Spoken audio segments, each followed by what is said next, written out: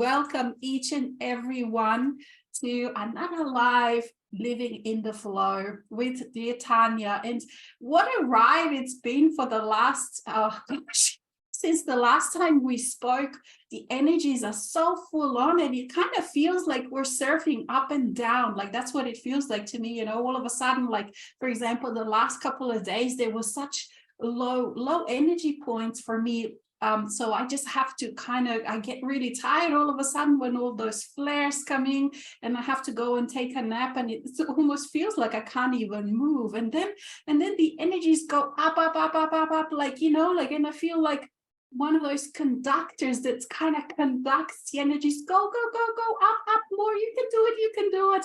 And it just sort of explodes into kind of joy and this exuberance of life. And we need to know how to snowboard. We need to know how to ski down these huge slopes. We need to know how to surf these waves of energies. And when the energy is down, and we need to know how to just stop, come back inside, and just relax into it. And isn't it just an incredible journey?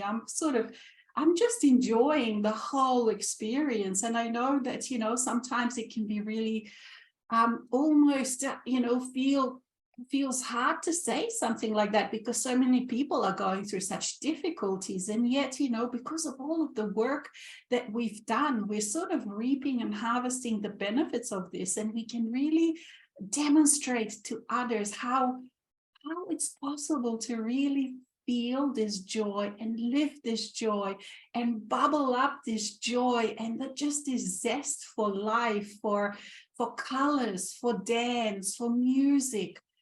Sometimes I feel myself like a conductor. If you haven't tried, like when you experience this big storm, for example, in the weather, if you haven't gone out and be a conductor of the storm, it's a wonderful experience when you're sort of conducting the lightnings and the thunder and stuff. It's very thrilling. So that's how I kind of feel with this energy. So if you haven't tried that, do it next time when you have a storm. Just dance with it, and you can see how you can really feel into the energies and feel yourself part of everything, of this incredible, colorful, delicious, sensual, scented joy of life. Over to you, dear Tanya. Yes. Exactly. It's like, for me, I qualified it as being intensely alive. And then it's so full on that it's like, where the hell is all of this energy coming from? But I can do it. I mean, I've got all of this energy, and then all of a sudden it's like, oh no, now I have to rest. I just can't take anymore. I just have to go and take a nap. And I do exactly what you're saying. And then again, it's just so full on. But the thing that is different, there are so many things that are different, but one of the things that is different is that it is not overwhelming. I find it incredible, because initially when my dance with soul and all of the merging and integration was happening, and that sometimes it felt overwhelmingly intense. It felt like, oh my God, I just need to catch my breath. This is too much. And then I'd say, no, okay, this is not too much. This is just me. This is just the whole of me coming together. And then I would become more adjustable, more flexible. But now it's like I've stretched beyond having the limits. So there are no limits.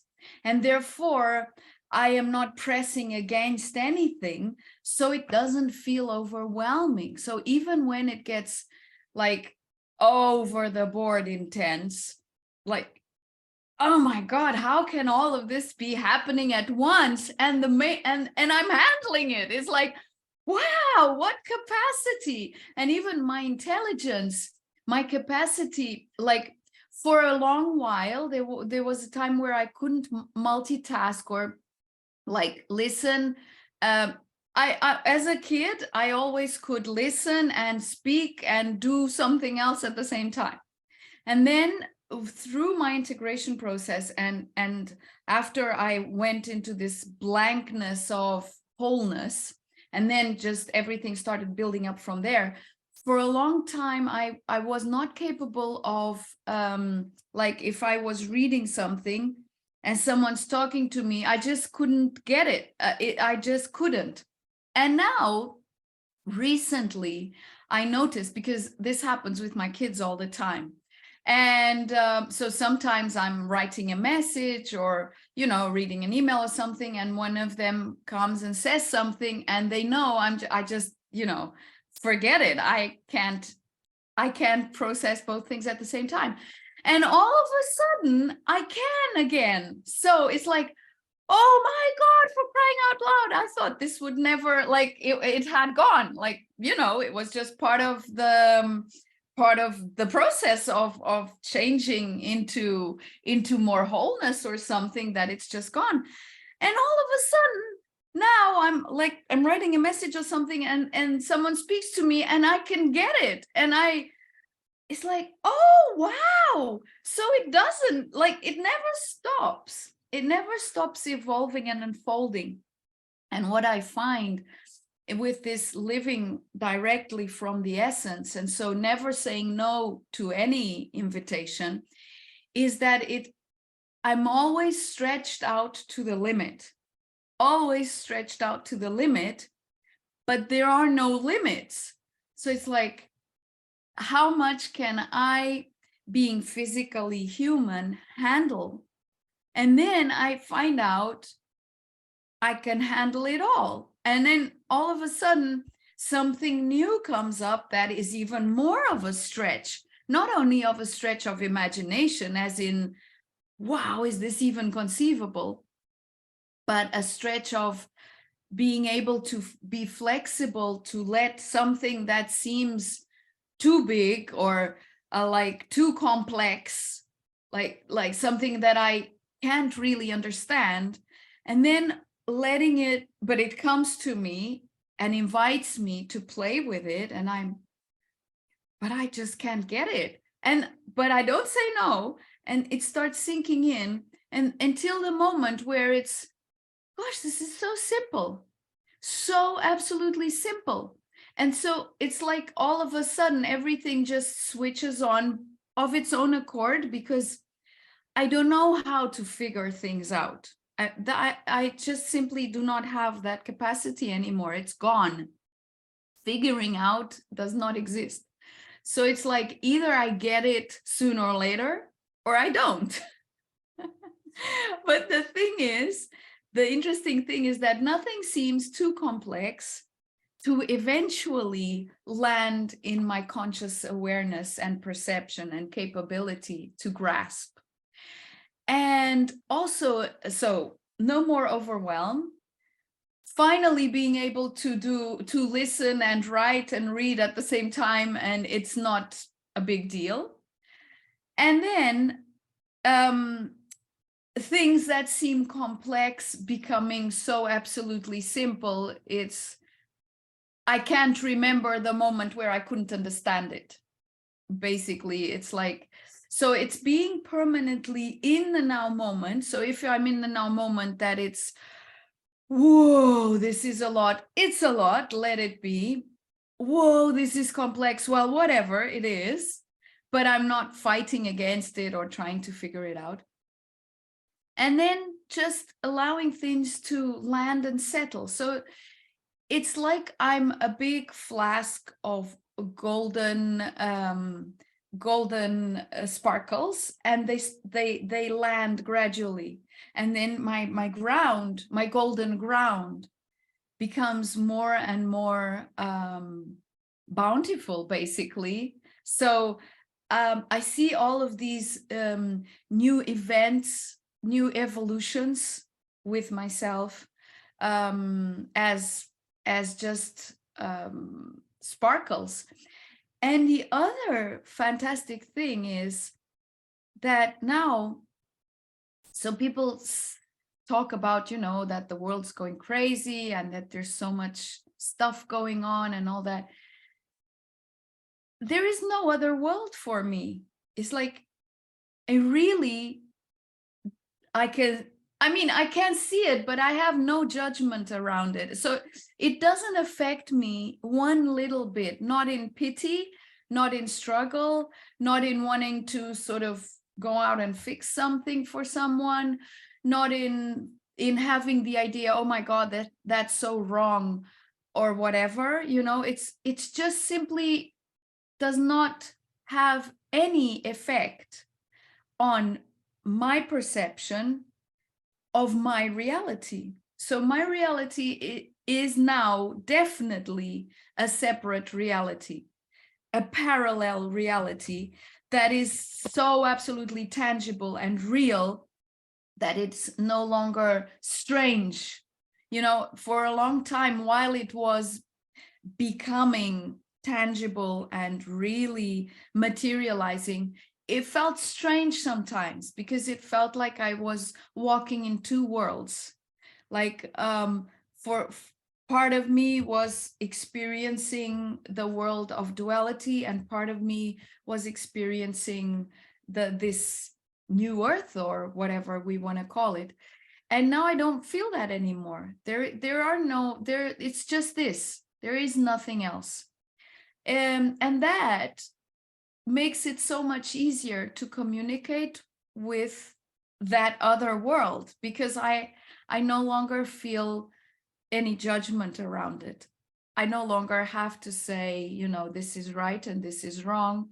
This should be happening and this shouldn't be happening. I just go about creating what I want to be happening as the world that I see, perceive, and conceive of and know is possible.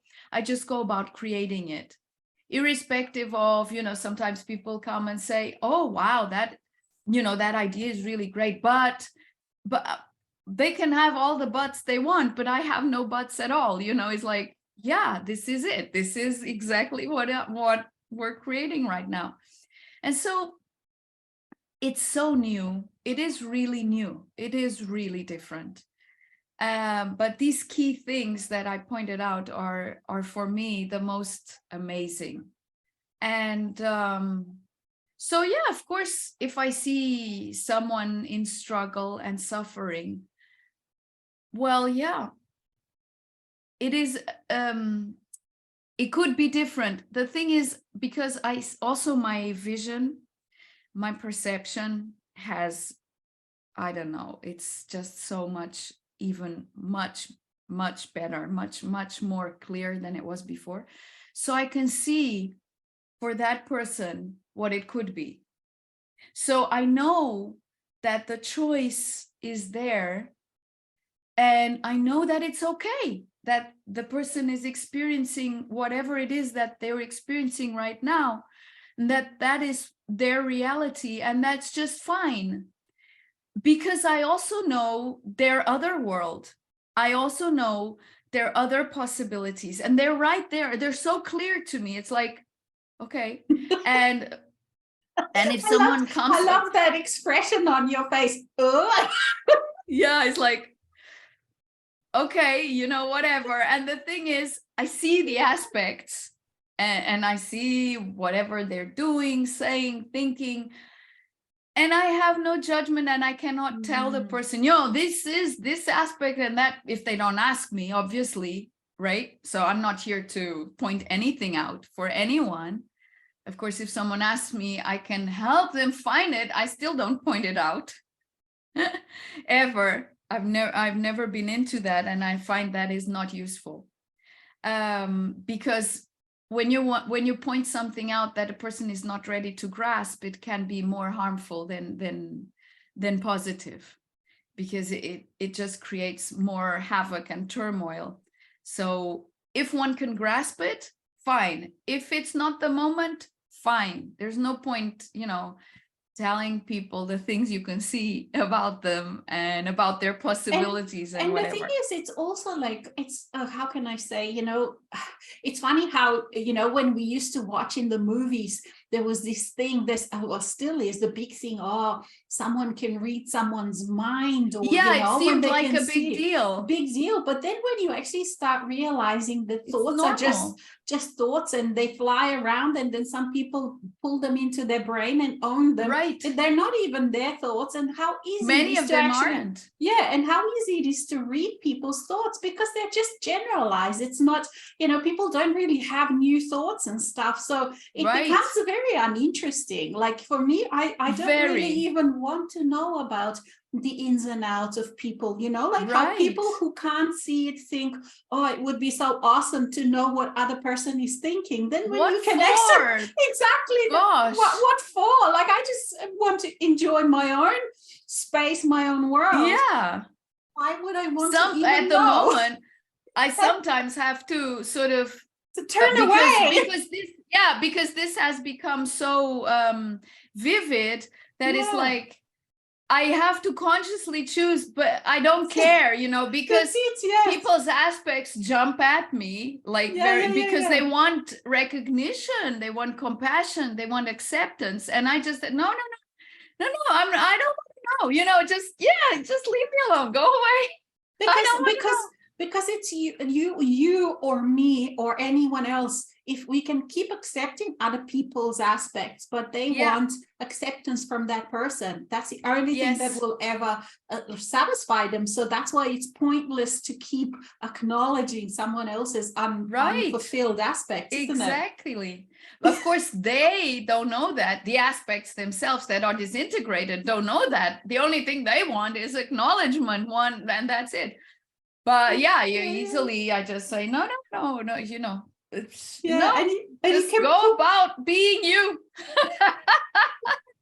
I mean, for me now, I take it so much with humor, like you so beautifully explained this, how it's easy now to move. For me too, it's easy now to move in and out of all of these different worlds, and it doesn't actually, I have no hooks, and it doesn't hook me, and yet, you know, I kind of keep humor about it, because like you said, it doesn't even affect me. It's kind of like, I don't know, sometimes I've wondered, like you, no, it doesn't affect me like you, but I've wondered sometimes, my gosh, have I completely lost all compassion or something, you know, like, or my kindness or what, because I can actually see all of this, you know, but it doesn't actually invoke any feelings or any woundedness inside, or like you said, you know, or any revolution or any need to, you know, go out and do something about That's it, and be this rebel. And the thing is, like in the past for me, I was such a good rebel, and I loved battle, you know. It's like, oh, there's battle. Oh, there's someone in trouble. Let's go and see what's going on. Which swords am I taking? Oh, look, I'll take all of my swords, you know, not just one. What if I need this one for this? I need this one for that. You know, off into battle, you know. It was a lot of fun. And now I can you know, look at it back, and I'm thinking, you know, what an incredible experience, and to forget myself and to forget who I am, and to really take one side, you know, and then to really go and battle the dark side, you know. And of course, I always looked at myself as the light side. Well, of course. I mean, we always see it that way, right? It was loads and loads of fun, and now it's just a different kind of fun.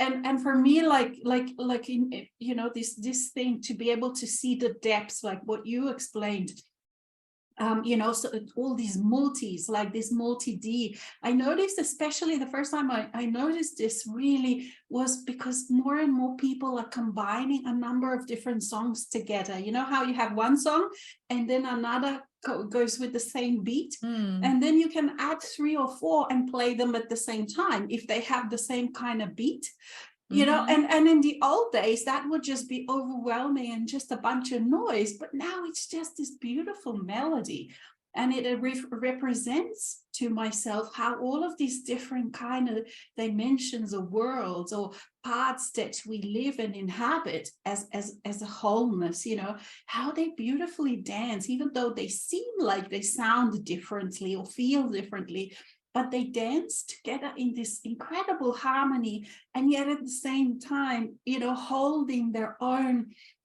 shape and space within, so that you can easily recognize if you want to focus just on this one thing. And I also noticed how my point of my focus has become much more how, not under my control, but I notice it much more. So how I can focus, how I can widen the focus, or how I can really pinpoint that focus. So, but it's not stuck in any one reality. I'm kind of feel now that I'm the one doing the focusing, you know, like before, for example, the reality, the physical reality, it looked like I can't unfocus from just the physical reality because we were a little bit stuck in there. That's what it felt like. But now all of a sudden I can focus and unfocus and refocus into all these different realities. And for me, also another thing, I've started working with many more beings all of a sudden, you know, from other planets, especially Sirius at the moment. And it's just this incredibly beautiful energies. And I know that, you know, for many in the past, they said, okay, so we're not, you know, we're just focusing on the human life. And it was the time, but then comes the time when you realize, wow, I am a being of I'm a galactic being, you know, just like when I was in Slovenia and I was little, that was my whole world, you know, and it was right that I was just focusing on that. And then as you grow and perhaps travel and move, then your world becomes bigger and it keeps encompassing more and more different kinds of people. And so in the same way now, for me, not for everyone, for me now is the time to really enlarge my scope of things. And it's just been incredible to feel the kind of fine energies that are also physical, you know, they have their own physicalness, but they're very, very different to what I'm used to. And so in this way, I don't know, there's just so much happening at the same time. And it doesn't feel like it has any relevance, you know, for someone, for example, if there's someone who is still in the throes of their pain and in the dark night of the soul, whatever, you know, that expression is.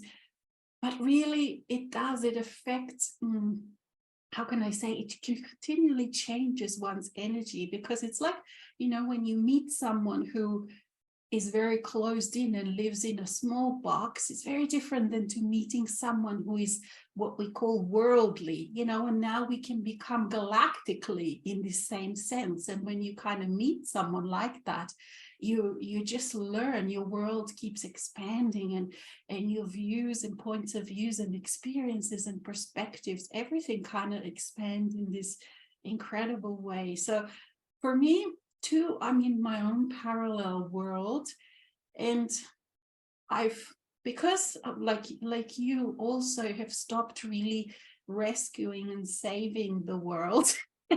So much of the stuff has really come home, and I'm kind of really in a new way now discovering who I really am, what my wants are, what I enjoy doing, what I want to experience next. And it might actually be quite different to what I've known, because, you know, like for so long we've been focusing on changing the vibration of the planet. And now that that's done, that ball is now rolling. And for many of us, it feels like, you know, our job is done now. The ball is rolling, it's unstoppable. How we just go with it and flow with it. There's nothing else to do. And that too has it means now it translates into my life how much simpler it is. That it feels like I have so much time and so much space to just be.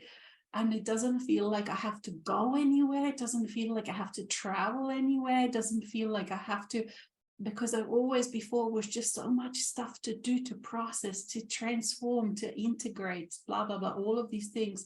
And now it kind of feels like life is just such a simplicity. And all of a sudden, you know, like you said, things happen, all of a sudden a new opportunity happens.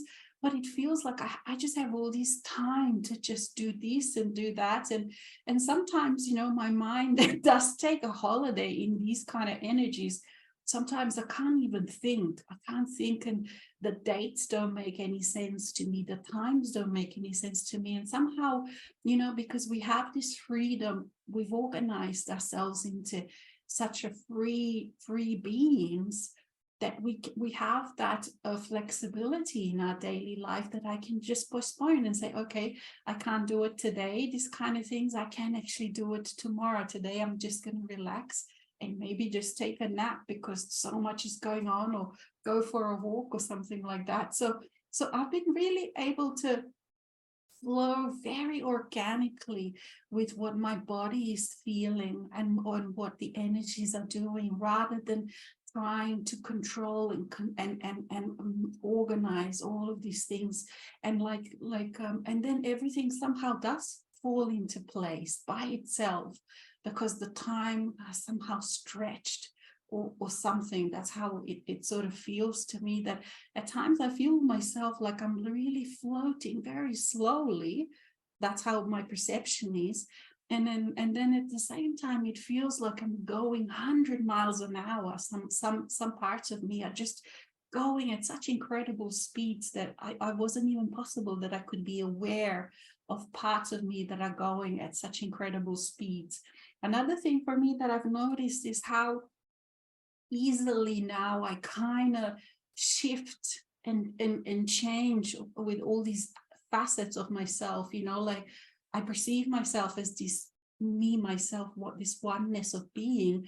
And then at the same time, it's like all of this, like Hydra. Is it in the Greek mythology? Is that's the being Hydra, this being that has so many heads, they keep coming up. And that's how it feels like, all these facets of myself, whatever I need, it just boom comes up, and there I am all of a sudden, a different facet, and then a different facet.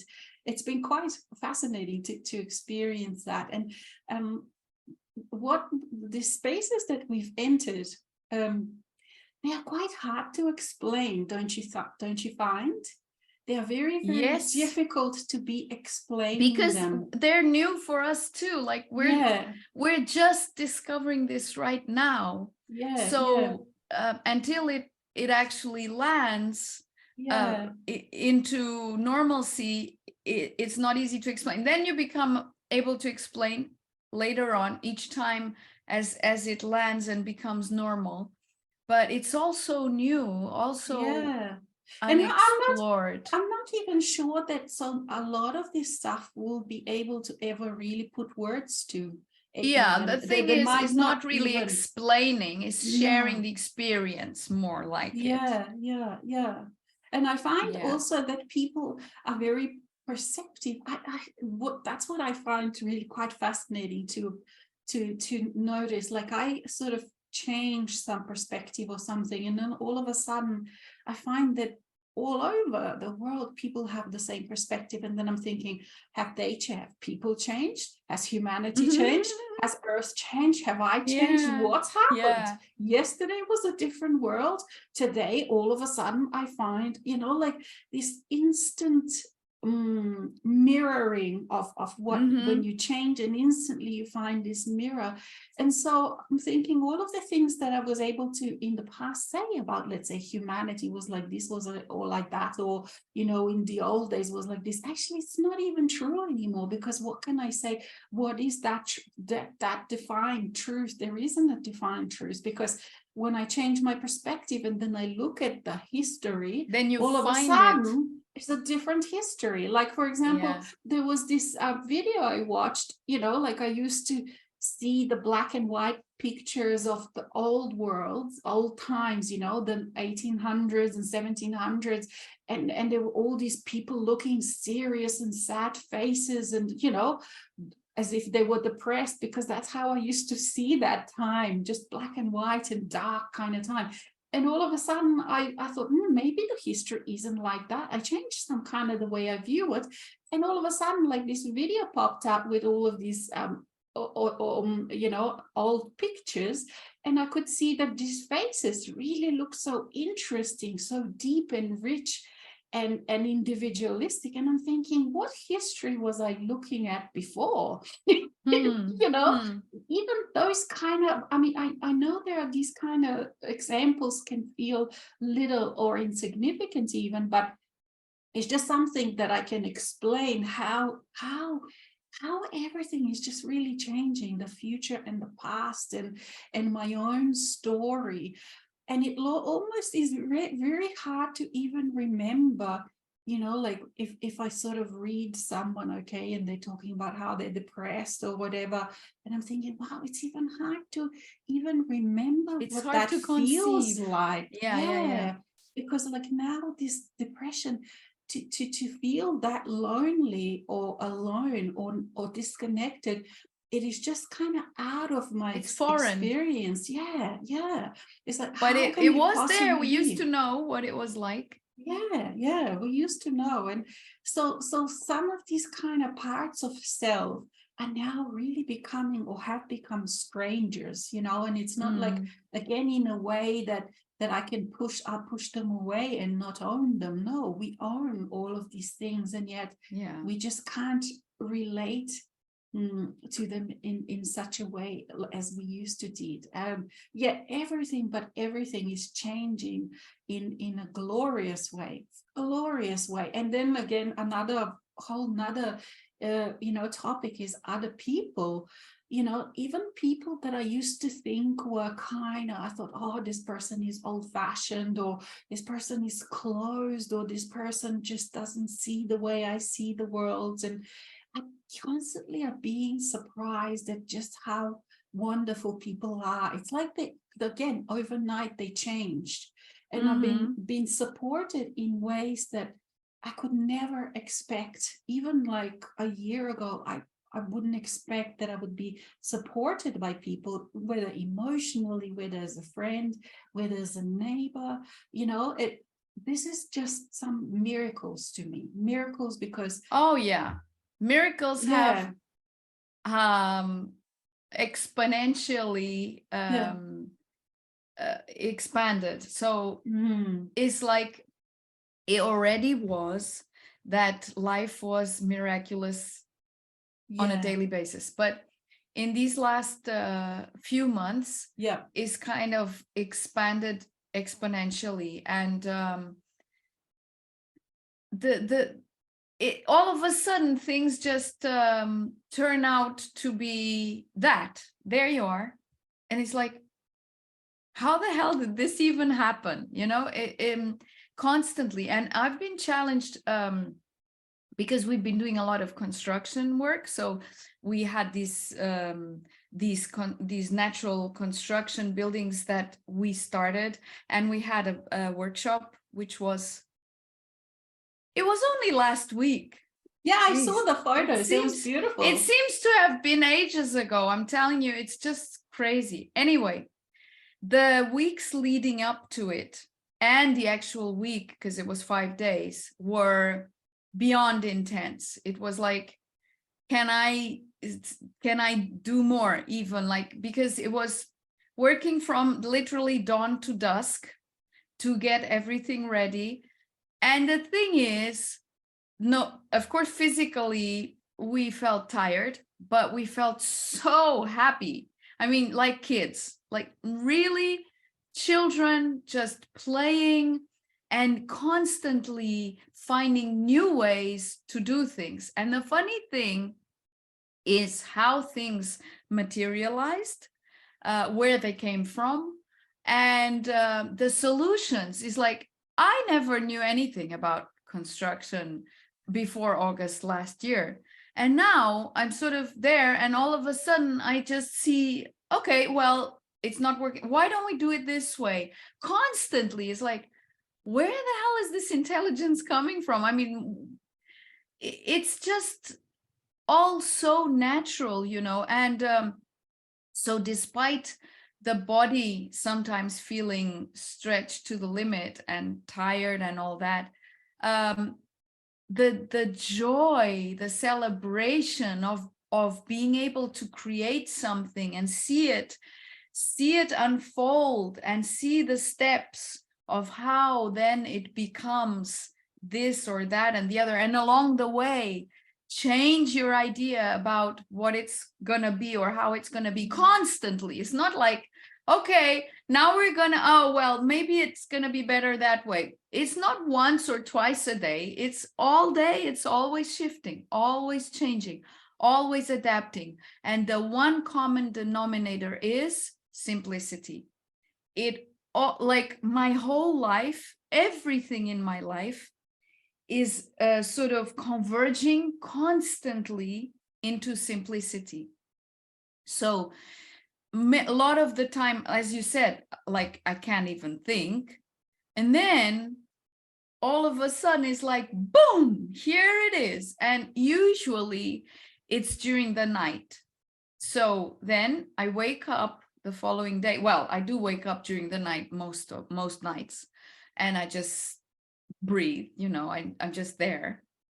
And all of a sudden, all of these flashes of creative solutions and whatever just come up, but not like it used to be many, many years ago, like when we had a lot to do and then we went to bed and then all of the troubles and issues used to come up and then we couldn't sleep and all. That was a completely different thing. No, now it's like, yeah, I go to bed and then I usually wake up somewhere between 3 and 5 in the morning.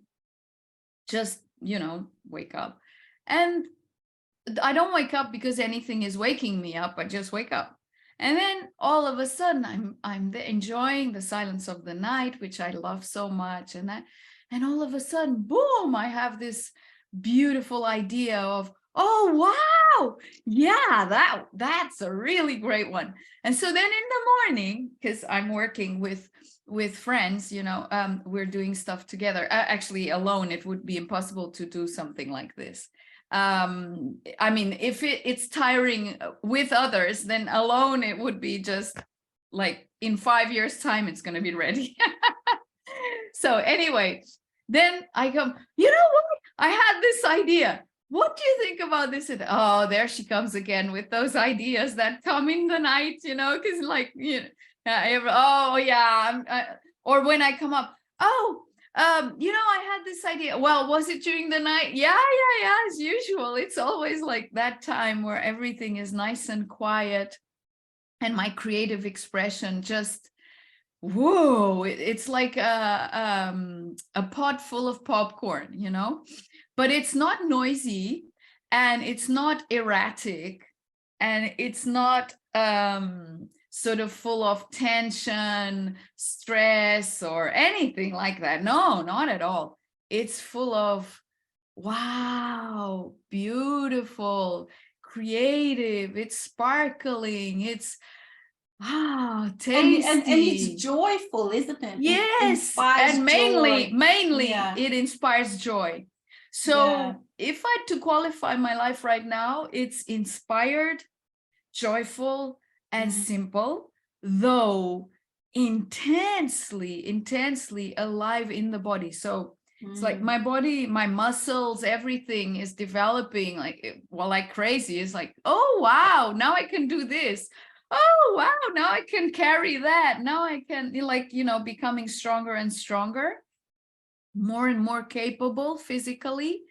But it is actually a pleasure, you know, to have to be in a body that is more and more efficient, that I don't get tired. Like, for instance, it was really funny because the weeks that were building up to the workshop, we were working 12-13 hours a day out in the construction. So it was really physically intense. And there were moments where we like, oh gosh, I just want to go to sleep right now. But we had a deadline. And so, okay, you know, I mean, we made this commitment. So there now it just has to show up. So yeah, and we managed. And when the workshop started, the rhythm was completely different because the teachers, of course, were teaching and making a lot of intervals and all of that stuff. And so for us, it was a walk in the park. The workshop itself was like holidays from the weeks before, where we'd been really pumping iron. It's like we'd been at the gym really doing all sorts of strength training in order to arrive at the moment of, imagine you were an Olympic athlete and then you arrive there and then it's a piece of cake because you're super prepared, you know.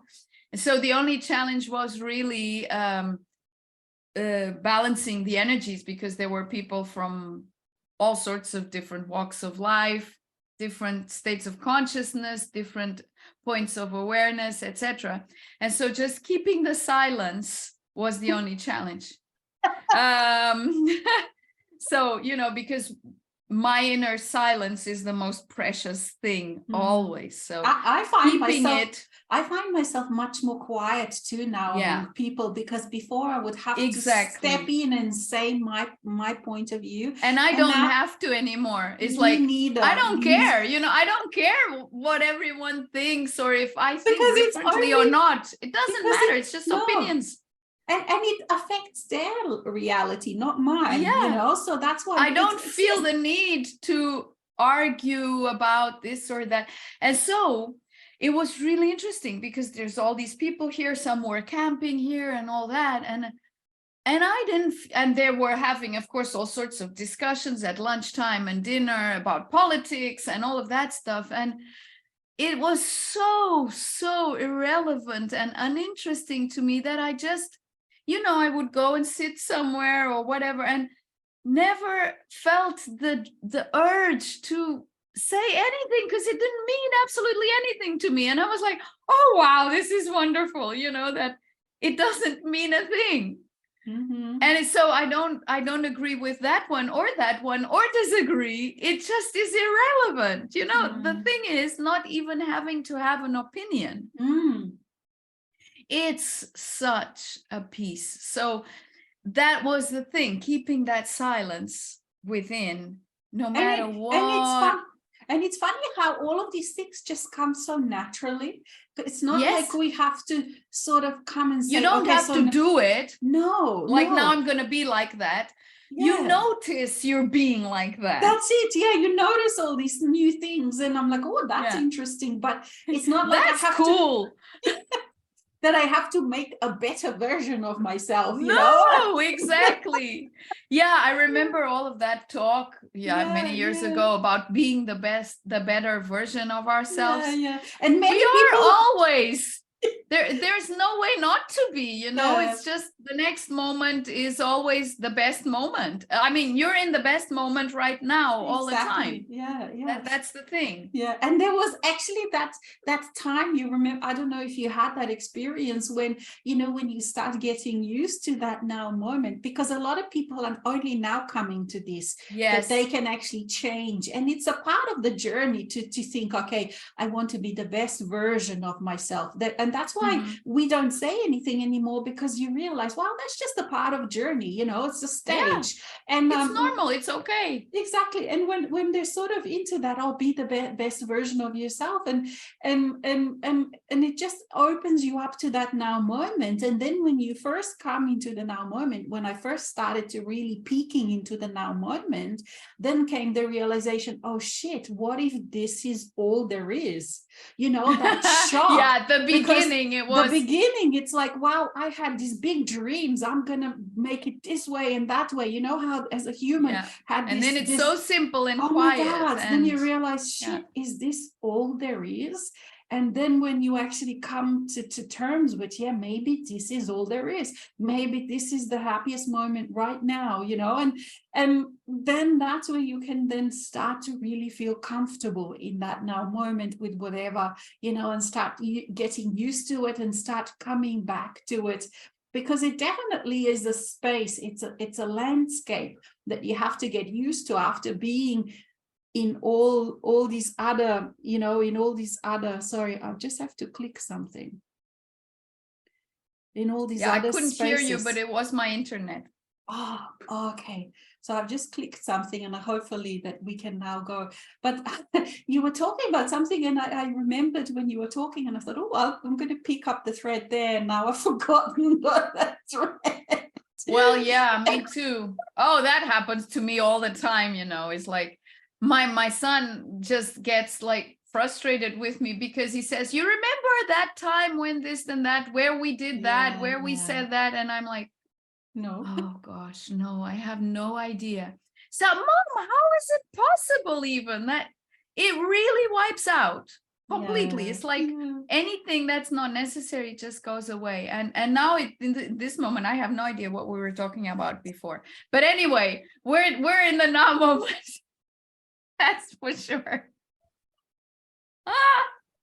It's funny to be like that, because You know, like it would feel to a human that is still, you know, in the mass consciousness, it would feel very irresponsible. So all of Yeah. the things that we are doing, it kind of, they feel very irresponsible to, but it's only because you are, when you are in that space, you're in a very, very different space, and all of the physical laws and all of the universal laws also operate in a different way. The other day, Yeah, go on. I heard, there's two things I'd like to share now. Yeah. Now I remember there's two things. One thing was, there was this video from William Linville. There was this question people were asking, so what is 2023 going to be like? And then Michael, who is his assistant, was asking the question, and the person in the question said that you know, some very renowned masters have been saying that 2023 and the following years were going to be really tough and so on. And then he just smiles and says, well, the way I see it is that it only gets better and better, because with all of the shifts and changes that have happened recently and that keep on happening, the veil lifting, the veil of separation, and all of the aspects being integrated, and all sorts, it just keeps on getting better. So basically, it's about tuning your perspective towards whatever you choose to be experiencing yourself. And so it's because our now moment is always within that perspective. Obviously, then everything else is a consequence of that. And my dear friend Joanna was sharing with me the other day, you know what? The other day I was with a client, and so I was sharing with the client, the body lives in the now moment. The body does not live anywhere else. And so this is why, and this is so simple, but it is so relevant. This is why bringing oneself into the body is, and of course through the breath in this case, because like if you breathe and you're in your breath, you're in your body. Therefore, you're in the now moment. And everything that is not in the now moment is in your thoughts and is stored in memory, in the cells, etc., etc. But it is just stored there. It is not the body. It is just there temporarily until it is set free from its past or future prison. So to have this perspective that as physical beings, we are not doomed, but blessed. And that having a physical body and being in 2023 and being here from here onwards is not a ticket to doom, but a blessing. This completely changes the way one can choose or not to perceive themselves, basically, because as you just shared, it's all about how we perceive something, and we perceive it from ourselves. And so as soon as we change that perception, everything just falls into place in our external perception. So as soon as we are capable of coming completely into the now moment, which is very physical on Earth, it is just very physical because that's the way it is. It's Earth. It's a physical reality. We are here to experience that the multidimensionality of physicality, the freedom of physicality, basically, that it is not the prison we thought it was, because we created it that way before. But if we're creating it in a new way, from a different perception, we can be living a completely different reality. So because we are so, how can I say, so overjoyed, so fulfilled with the beauty of life here in physical form, be it the flowers, the insects, the sky, the grass, the water, whatever, you know, everything around us. You start becoming aware of its beauty when you start becoming aware of your own beauty, of your own physicality as it being beautiful, as it being a gift. And so that's the now moment.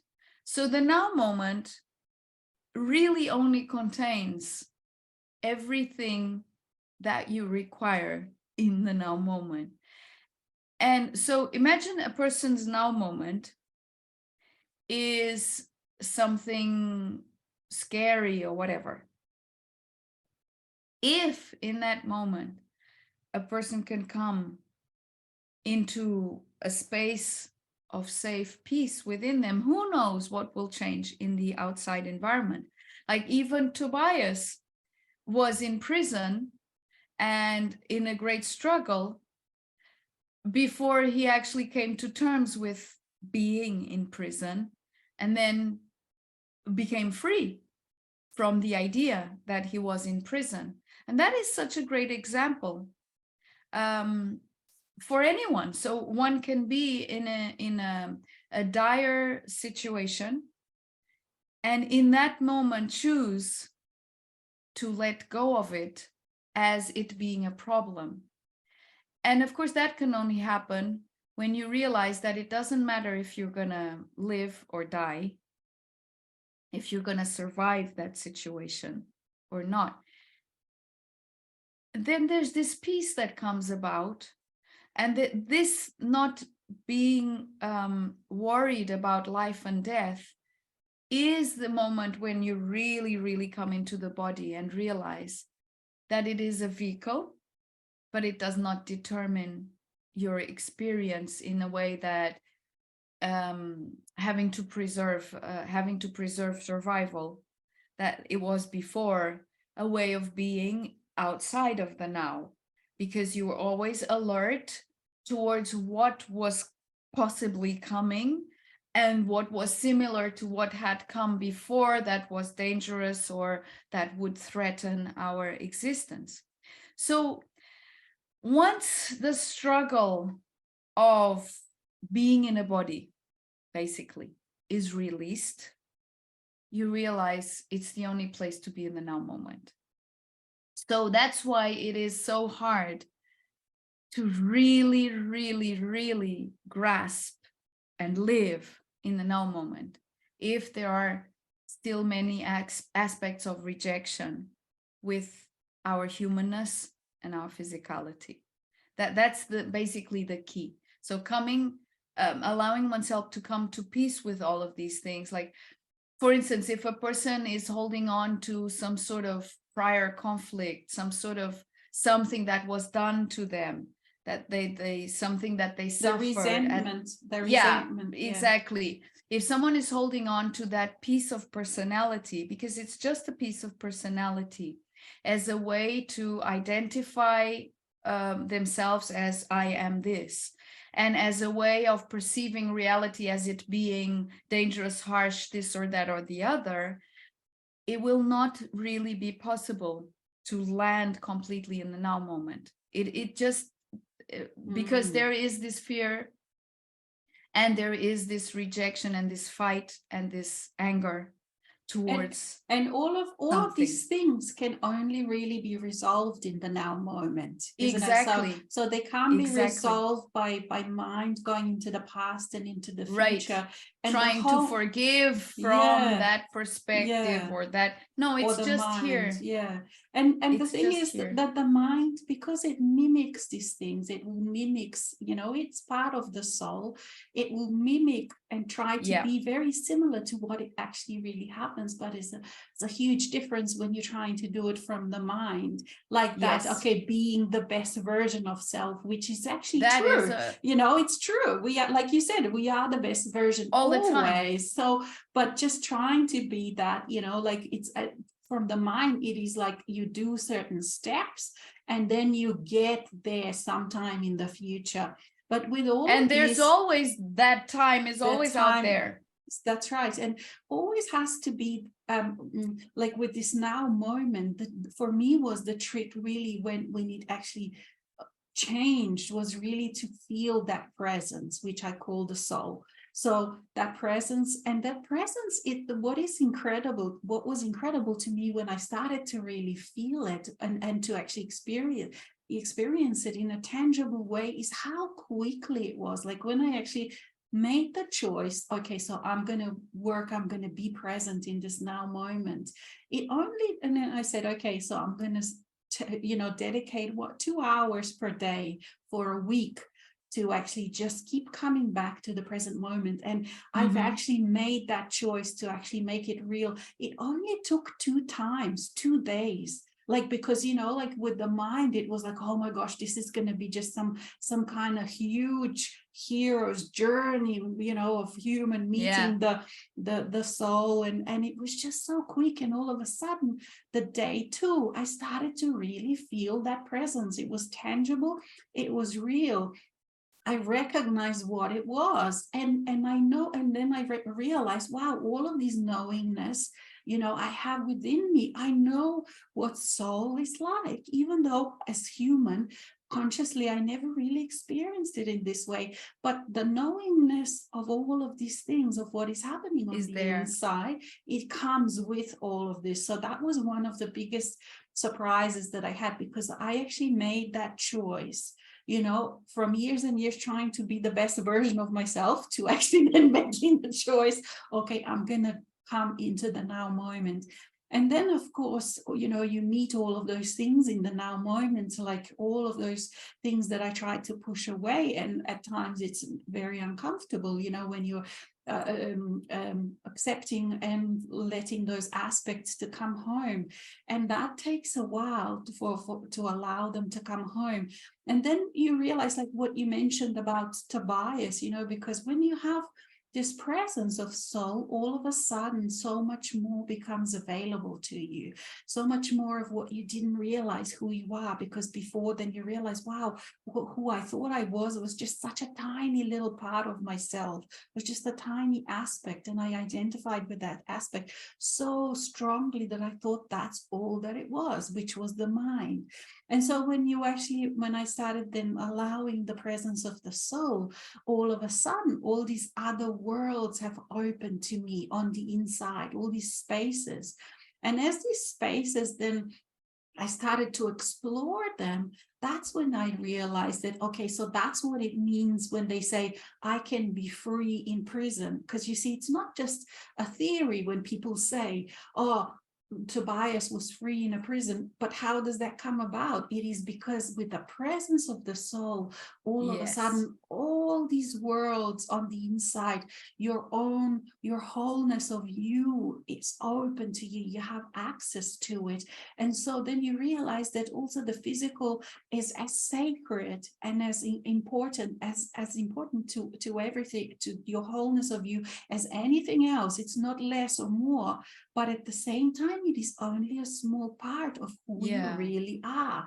And then as you have then that space to go and be, then you can't ever be imprisoned anywhere, because all of a sudden, for me, it felt like I can walk through walls, like I can walk through all these physical walls, because I can be sitting in a room, and yes, I know there can be wooden walls or concrete walls around me physically, and yet my being is able to be free. My presence in all of these. I can actually either walk over it, jump over it, walk through it. It doesn't really, stop me. And then again, you can look at how, for example, let's say when you look at movies and all of these kind of mythologies, they actually talk about the truth. It's just they don't know, the mind doesn't really know how it actually works, because until it experiences the presence of the soul, then you can see, that it's not only supermen and superwomen that can walk through walls, but it's actually really possible. But it is just that it's not possible in the same way as what the mind thought it would be. And now I remember what I was going to say, in addition to what you were talking about. when we're talking, you know, how you were talking about the potentials and all of these things happening to you at night and all these new ideas and stuff, I was going to mention how different it is to what the human self, the mind self, imagined how this is going to be, you know, all of these possibilities and how things can come about. Because let's say the mind would say, the mind that is still stuck, you know, in a limited world has a certain idea. So it will say, okay, so if I want to do this, then I have to perhaps win lottery. And then all of these different things will be possible, you know, then I do this and this and this, and then I can actually achieve these dreams. But in this new way, it's actually very different. You don't have to even go, not that money isn't important, but because you see things from so many different perspectives and sides, and all these new possibilities and new ways of how to do certain things become available that before you didn't even see them or couldn't conceive of them, because you didn't have access to those spaces of yourself where those kind of possibilities exist. You know, they always were there, it's just you couldn't have conceived of them, but now you can. And so the way how things manifest now in life are very, very different to what I had, for example, an idea or how I would go about doing certain thing in the past, you know. And in the past, I wouldn't need a lot of mind, and I wouldn't need, for example, complex plans and complexity and learning new things and going to university and you know, coming with a piece of paper, look, now I can do this because I have this piece of paper and stuff like that. And so this new way of how we manifest things, it actually is very, very different, because we kind of create from very, very different possibilities and potentials that before didn't even existed. But it feels like this lightning keeps going on, boom, aha moment and aha moment and aha moment. Yeah. Like this, the way you described it, these sparkles, that's kind of what it feels like. And then also the body for me now feels very, very different. It doesn't feel heavy anymore. It feels like inside it doesn't have any barriers. It heals very quickly. Still can feel the pain, but the pain is actually not intense or overwhelming. It's just like a feeling. It's a feeling. And also things can happen very quickly. Like, for example, you know, I'm sort of finding out I have to be really careful what I think of and what I take as my ownership, what I take as honest truth. Because like I was walking on the beach and, you know, the tide came in, I had to walk over the rocks. And all of a sudden I thought, wouldn't it be interesting? Wouldn't it be easy to slip and fall here? You know? And then I had this image of slipping and falling, and boom, I slip and fall, you know, so it's much faster. It's so instant. It's so instant. So you have to be so careful, you know, what you think. And you really now, I can see how like there's that cause and effect, you know, but it's not cause and effect it's like how I feel, what I allow, what I own, it kind of almost instantly transfers. Yeah, because you can have that thought and not own it. That's it. I find I've been playing a lot with that. Yes. Is that, you know, if sometimes I grab a thought, like, you know, because they're just hanging around, and I know that thought is just, you know, I don't think that kind of stuff. And I can just let it go, or I can allow it to be mine, and truth. Boom, it manifests so fast. It's incredible. And I've been playing with that flexibility. Me too. Of, okay. Okay. Wait a minute. No, we don't want to own this one. Because we don't want to like really be like, I don't want to be in that fear of, oh my gosh, I have to fear thoughts again. But it does actually, it doesn't require us, like it does require me to actually practice and play with this and play with this. Like it does, not that it doesn't come naturally, but it's like, okay, so I have to bring forth a student facet of me again, because this is something Yeah. I have to learn again, because I The don't know, I've degree never of experienced it. responsibility, Yeah, has grown. So we have to absolutely. be Yeah, so much more responsible for yeah. what we allow as truth. But Like the moment you this is allow the it as joy. truth, it It's happens. yours. Yeah, But it's a that is joy. fantastic, isn't it? Yeah. Yeah. It's a joy to be, and it's what we actually wanted, because we wanted to experience what it's like to be creator. And is this part of just realizing, okay, so how am I creator? How does my consciousness interact with the energy that is mine? And that is why also that part that where you really think, okay, what other people think, or what other people consider as their truth, you can really let it go, because it affects their reality. So my reality is affected by how I perceive, what I consider.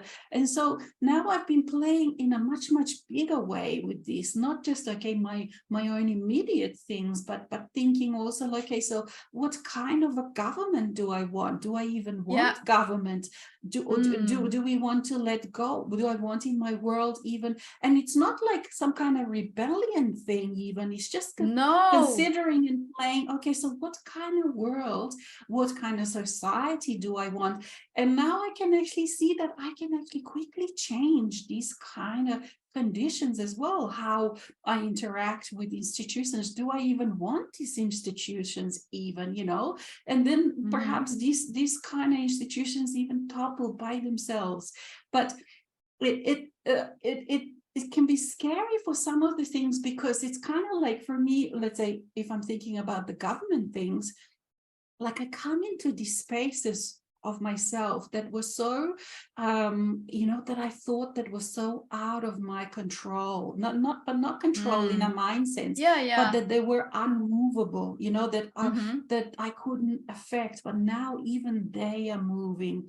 And then another thing I wanted to sort of really touch upon is that thing, you know, sometimes people get confused, because initially, like when you go into the now moment, you have to let go, because you are acting and owning and being mind. Like when you're in that space where you're being mind, where you're identifying with your mind so much, and mind, the way it acts is like it tries to control everything, but it is not, it's not its purpose, you know, to be a controller of your life.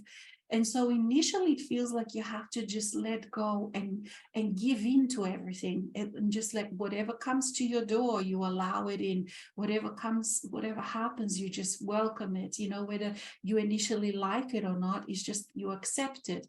And then as you become more and more aware, and you step into that part of yourself that is the soul, that is the master, then it's only then that you can actually start to make choices. You see, so people get confused, but okay, so do I allow and let everything happen, or do I choose the reality and the potentials? Both. You let both are true, but it depends on which part of yourself you are actually acting out of in that moment.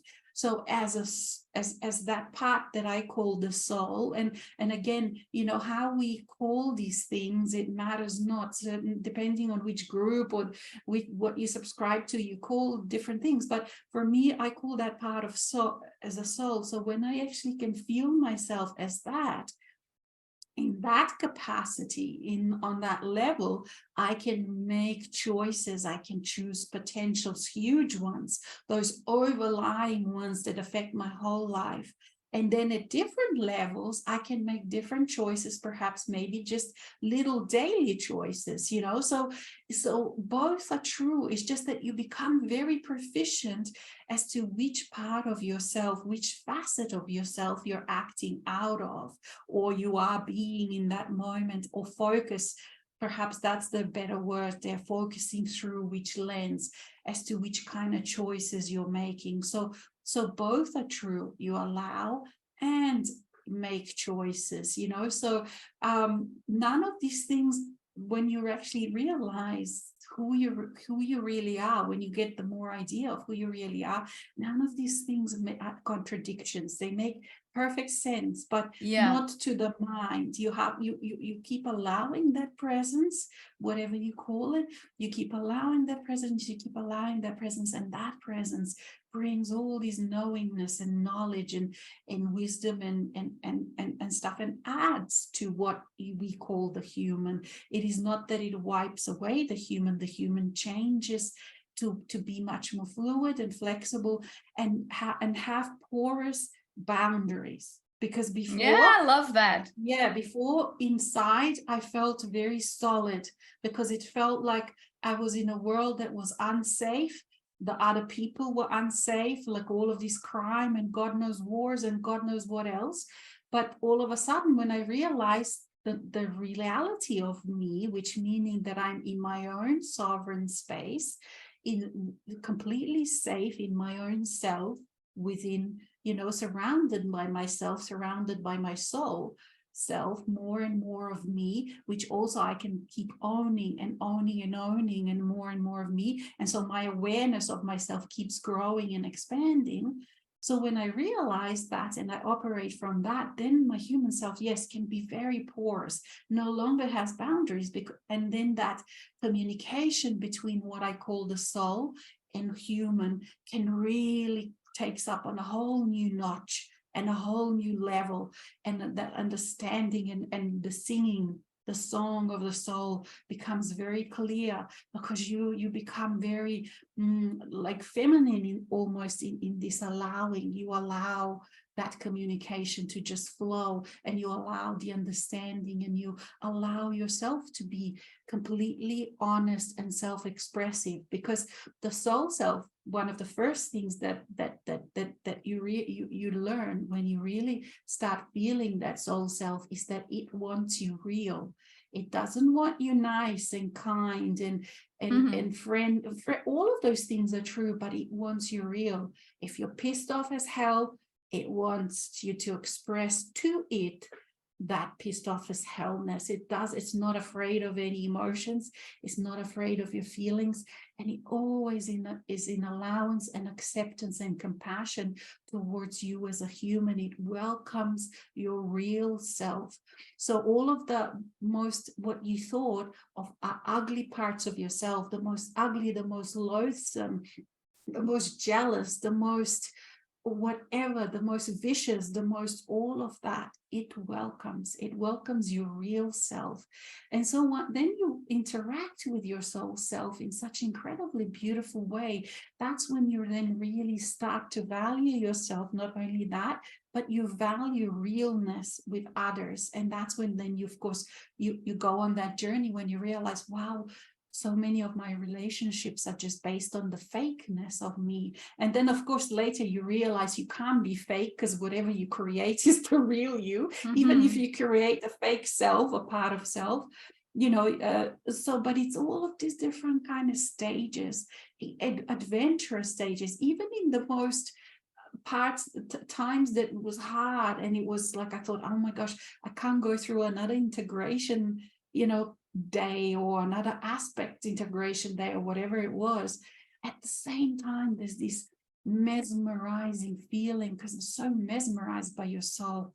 And you keep, as you go through the journey, and I keep coming back to realize what your soul is and how it feels, you fall in love with it over and over again. You fall in love with yourself, and that's that incredible orgasmic experience, because you realize, oh my gosh, how perfect you are for you, and it's just this constantly, these kind of processes that go on. It's never boring. And the body is absolutely part of this, your physical body, and it changes, and it also was even before, when I was, sort of feeling myself as a limited human. Body was much more already at that time reflecting this reality, because if you look at how it's built, body has billions of cells, all of them individual, and yet all of them working together as one. So reflecting that macro is micro, micro is macro, the big world is the little world is the same, is just like when you become, when you realize who you are, these myriads and myriads of selves working as one, and I can focus and I can do this act of consciousness. I can be this today, or I can be many today, I can be one today. I can feel just as my own oneness, but even when I am parts, I know that I am my own one sovereign self. And you become such a great person with others too, because you can just let them be, you know, like you so beautifully explained, let them be who they are in that moment, let them have their truths. All of these battles become completely unnecessary. So there's so much to enjoy, and there's just so much different, so different than what I would have thought, you know, in the past. And I think we also have a question, dear Tanya. Have you read it? Right, I'd like to answer it if Okay, you yeah, don't go. mind, and also No, we can go, both answer go, it actually. go. You go, So it you says, go. by integrating an aspect, will it resolve all the issues surrounding the aspect and people who reflect the aspect, or is it required to take actions to address each issue? So just like Alexis was explaining, there's not just or this or that. Actually, integrating an aspect is not what usually is thought to be. So usually, in general, people think that, okay, so you close your eyes, you breathe, you come inside, you become aware of the aspect, you invite it back home, whatever, and whatever. Whenever you feel it's integrating inside of you, it's dissolving, you feel that warmth, that compassion, that love, all of that, and then people think, there, it's done. And I have a secret for you. It isn't.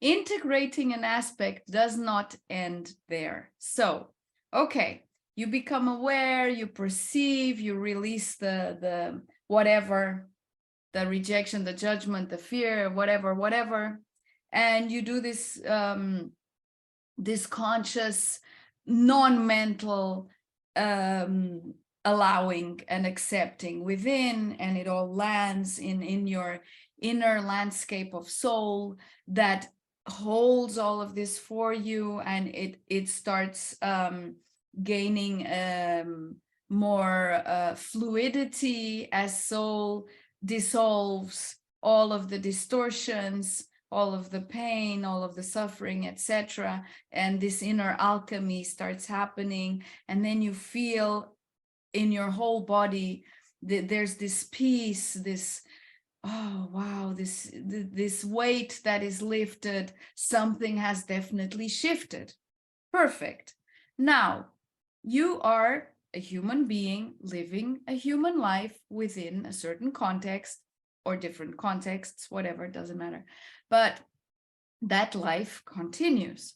And so then what will happen next? So it's not like all of a sudden then you open your eyes and everything has vanished. No. The reality is, so you have set a certain energy in motion through your conscious awareness and allowing, and this has, of course, changed your frequency. So there's an adaptation within, your DNA adapts, everything adapts.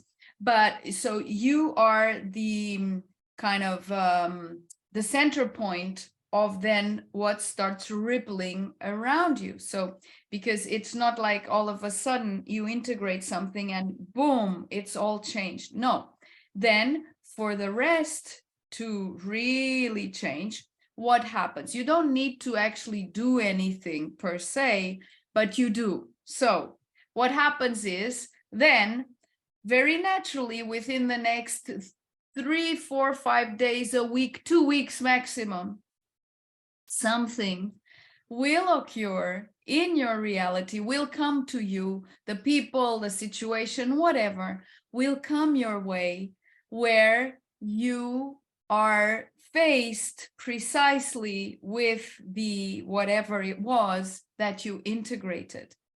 And in that moment, you can revert into automatic again, So all of a sudden you can bring that aspect that you've integrated back up very easily, or you can be consciously aware, oh, wow, yeah, this is it. This is the opportunity, and become responsive, proactive, and now come from that space of consciousness where the integration happened inside of you, which is the space of consciousness of soul, that through that guiding principle of compassion, through that wisdom that is ever present within you, you will approach the situation, the people, whatever, in a whole new way that you don't know is possible because it's never happened before. So you just are allowing, and it will happen. It will happen. You will know what to do. You will know what to say. You will be surprised at what's coming out of your mouth. You'll be surprised at your behavior, but it will happen because you're allowing, you're getting out of your own way. You're no longer triggered into fear, into shock, into denial, into whatever used to trigger you in that situation. Though it might be hanging in the background there, you're aware that it's there because it will come up as a choice, as a possible choice. Though you've integrated the aspect, it will still come up as a possible choice.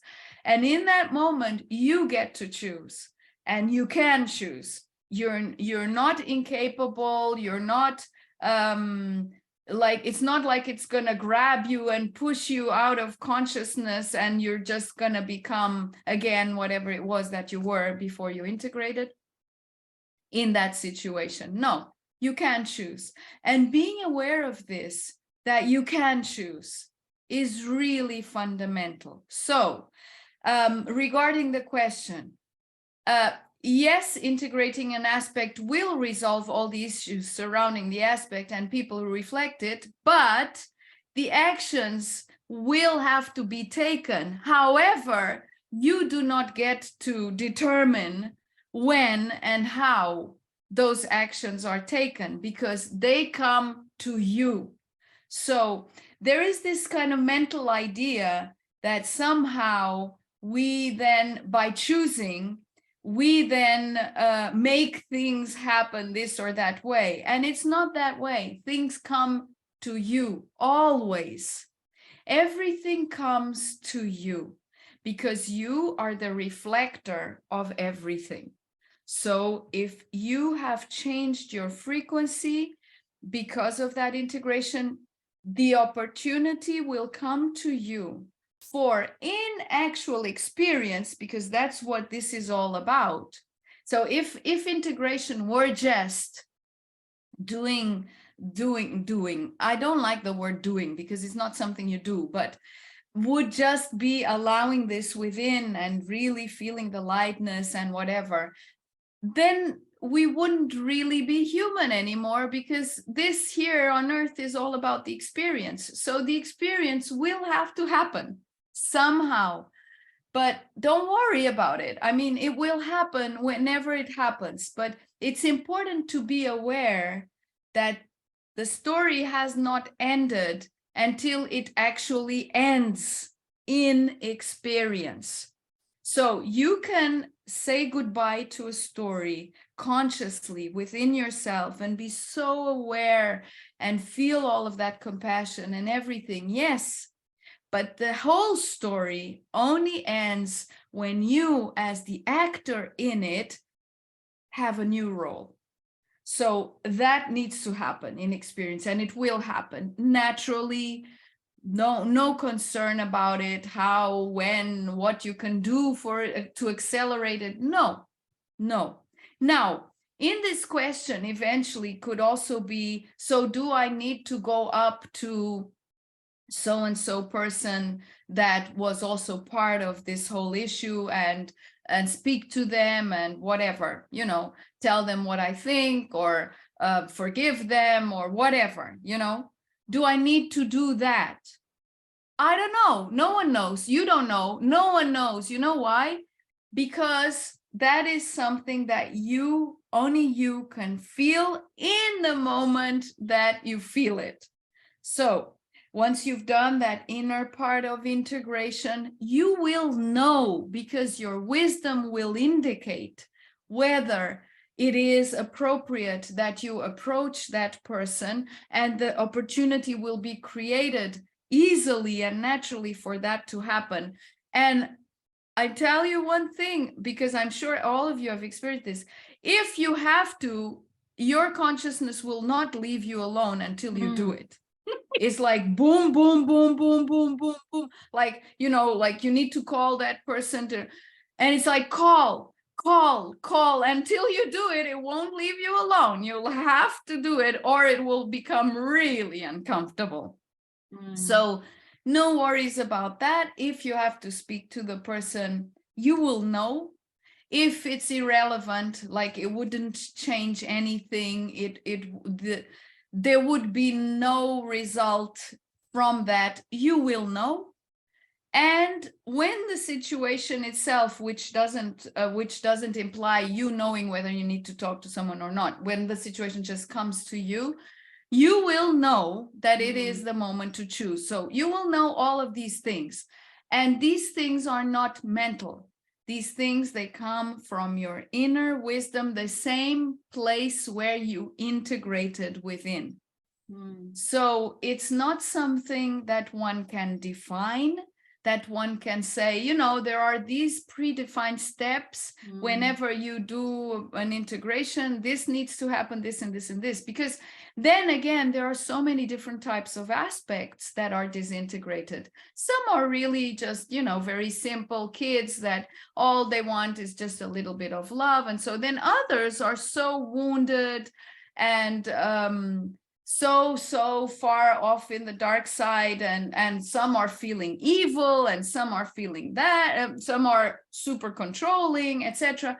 Aspects integrate in so many different ways. I mean, it's not a ready set kind of recipe book for integration. It does not exist. It cannot exist. It's unique, but it requires this dance of trust with one's soul, because only the soul can integrate. Only the soul has that compassion. And people, when it's asked this question and it's from the mind, mind doesn't realize that in between all of these spaces there is the space of the soul. That's where that wisdom is. And when you're integrating, you just know, like you said, you keep saying, you just know these things. And when you open yourself up to your soul, to your greater being, all of this comes with it.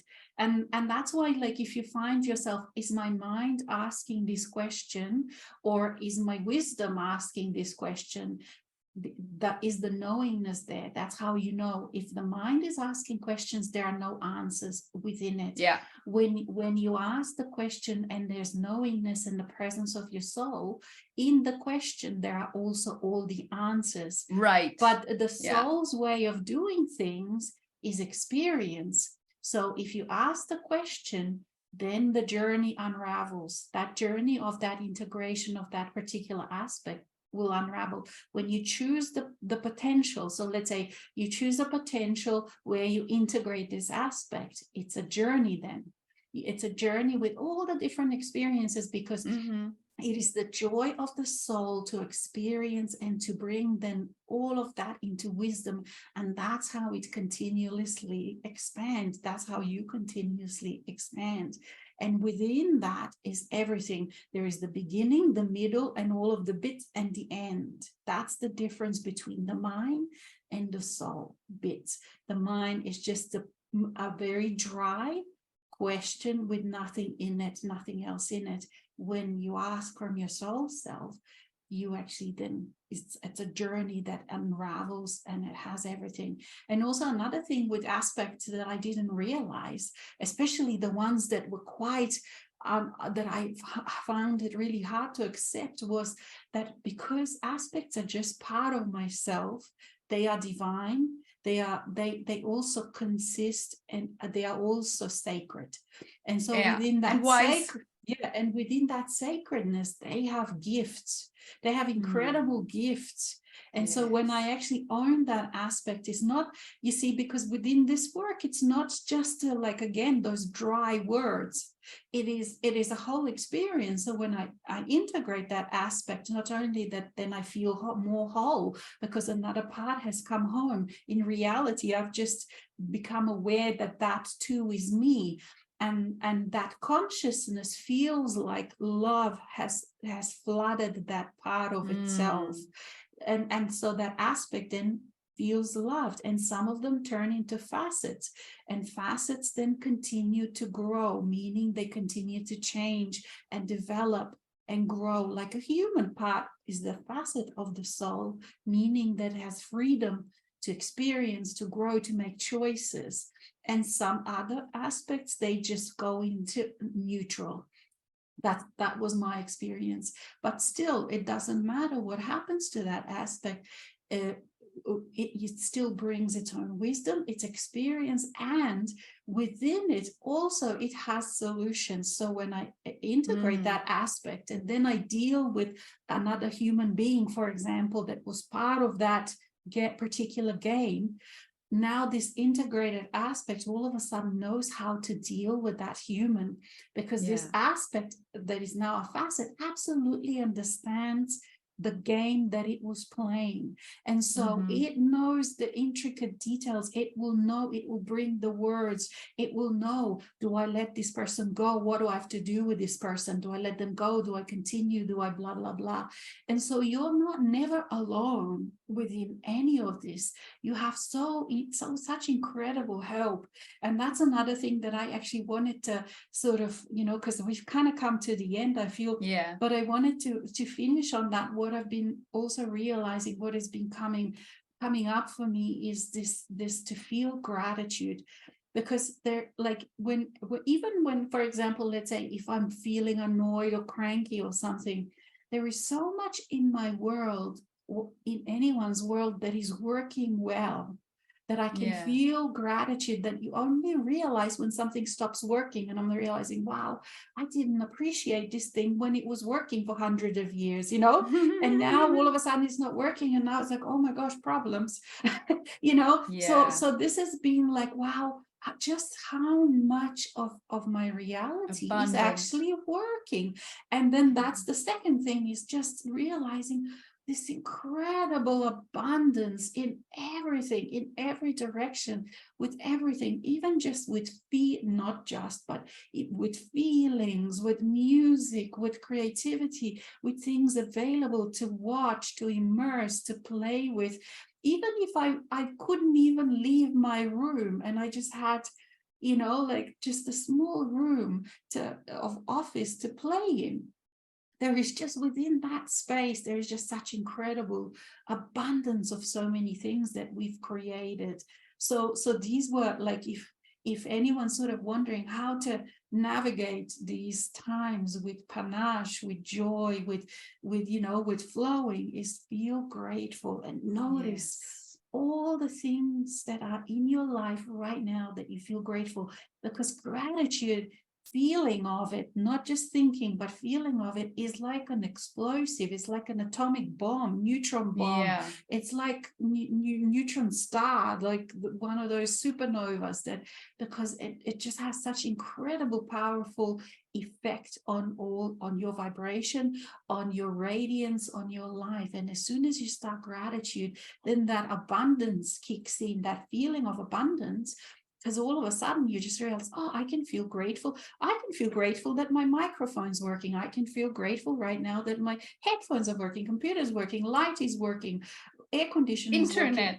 Absolutely everything is working. My chair, you see, once you start realizing how many things are actually working and how many things are actually right, and then that then helps you to also refocus. Because remember how we were mentioning, I'm just saying to people perhaps listening, like, remember how Tanya and I were talking about how the manifestation is so instant.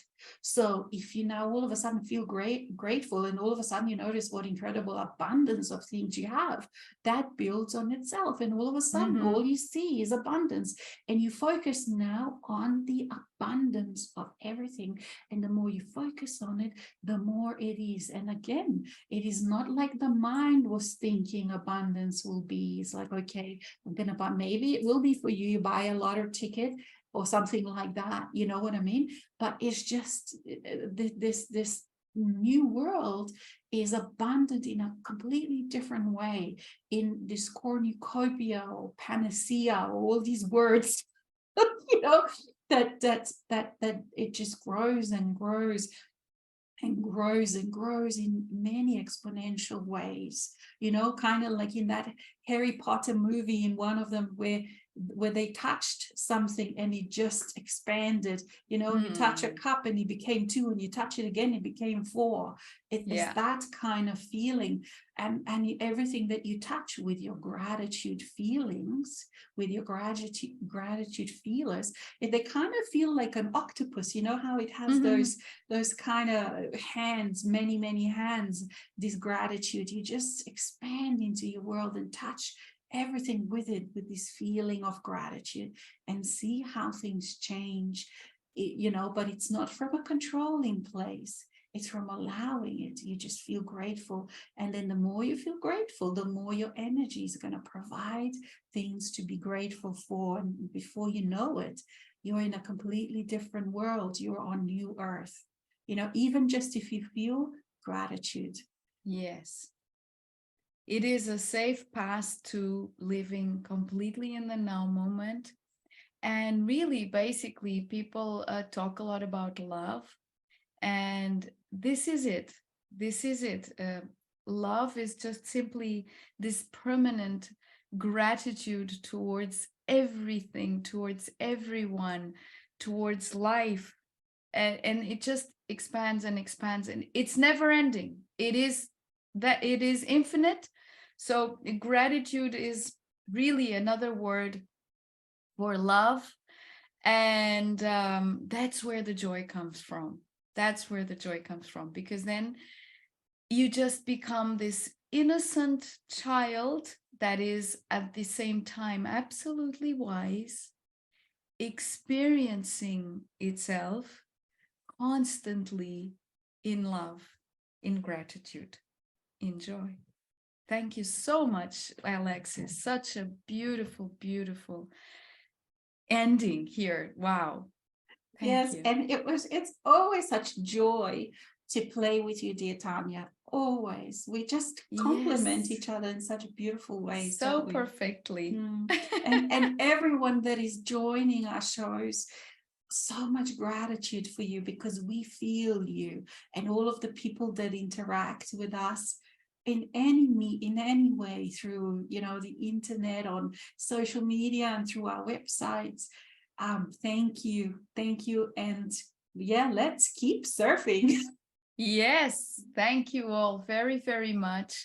We're both available to work with you in any way you choose. And we both actually work very personally and in different ways that I see very complementary.